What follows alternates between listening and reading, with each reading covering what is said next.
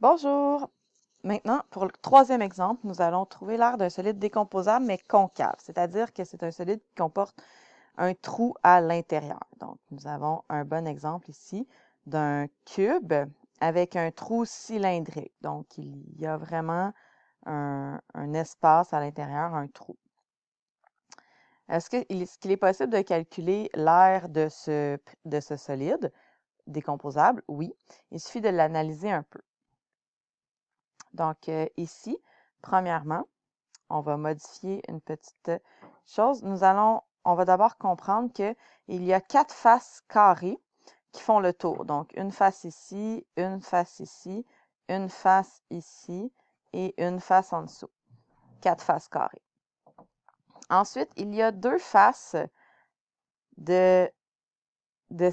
dispositionnées de cette façon. Donc, 2 faces, une en avant et une en arrière, avec un trou.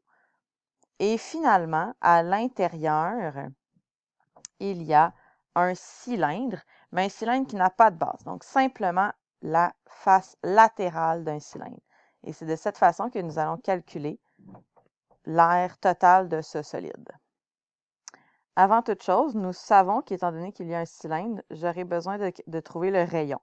Donc, le rayon de ce cylindre, ou ce rayon, eh bien, c'est la moitié du diamètre. Donc, comme le diamètre mesure 1 mètre, je dois le diviser en 2. Donc, 1 divisé par 2 me donnera 0,5 mètres pour le rayon. Ensuite, je vais me concentrer sur l'aire des 4 faces du cube. Les 4 faces pleines du cube, la formule sera donc 4 fois C à la 2. Donc, ici, 4 fois 2 à la 2. Donc, 4 fois 4. J'ai donc 16 mètres carrés pour l'aire des 4 faces carrées. Ensuite, je vais me concentrer sur les 2 faces carrées avec un trou.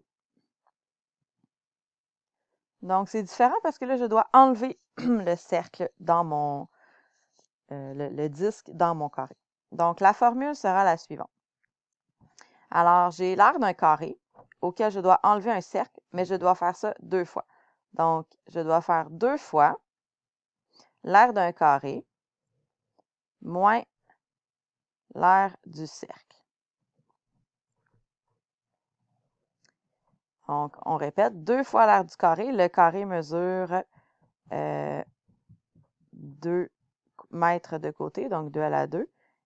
Et le disque, le rayon mesure 0,5 à la 2. Alors, concentrons-nous sur les exposants en premier.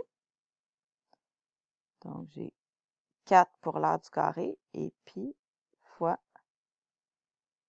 0,25 pour l'aire du cercle. Ensuite, je dois faire 4 moins 0,25 pi.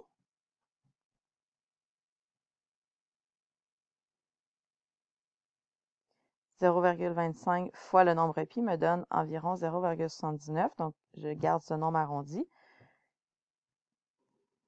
Lorsque je fais 4 moins 0,79, pardonnez-moi, ça me fait 3,21. Et lorsque je multiplie le tout par 2, ça me fait 6,42 mètres carrés pour l'aire totale des 2 faces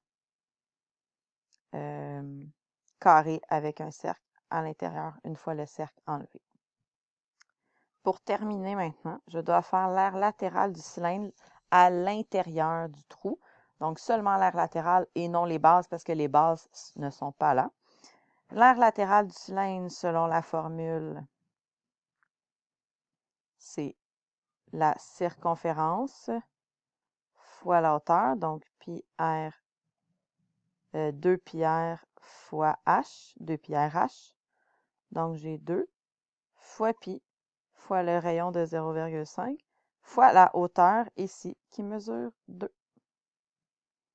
Donc, quand je calcule 2 fois 2 fois 0,5, j'arrive au nombre de pi, ou environ 6,28 mètres carrés, ce qui représente l'aire latérale du cylindre. Et finalement, lorsque je fais en quatrième lieu la somme de ces trois parties de mon solide, j'arrive à une aire d'environ 28,7 mètres carrés pour l'aire totale de mon solide. Et voilà. Donc, ne pas oublier la partie un petit peu plus complexe ici, qui doit faire de enlever les trous.